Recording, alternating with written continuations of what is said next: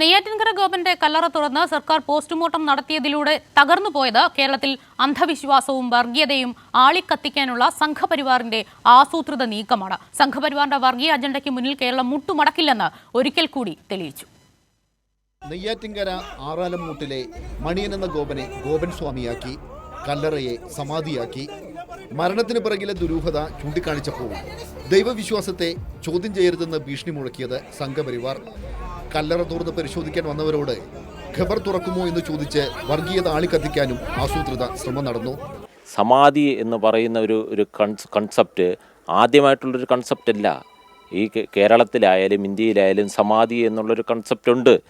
അന്ധവിശ്വാസം ആളിക്കത്തിച്ച് സുവർണാവസരം ഒരുക്കാനുള്ള സംഘപരിവാറിന്റെ ശ്രമങ്ങളെ ചെറുത്തത് ഇടതുപക്ഷം മാത്രം. നാട്ടിലാകെ ദുരൂഹതയാണ്, എങ്ങനെ മരണപ്പെട്ടു എന്നുള്ളതാണ്. അപ്പോൾ നാട്ടിൽ നമ്മൾ പൊതുപ്രവർത്തനം ചെയ്യുമ്പോൾ ഞങ്ങളുടെ ആവശ്യമാണ് ഇതെങ്ങനെയാണ് ഇദ്ദേഹം മരണപ്പെട്ടത്, അവിടെ ഉണ്ടോ എന്നുള്ളതറിയാം. അല്ലാതെ ഇവിടെ നടത്തുന്ന ആചാരങ്ങൾക്കോ പ്രവർത്തനങ്ങൾക്കോ പൂജകൾക്കോ ഒന്നും ഞങ്ങൾ തടസ്സമല്ല.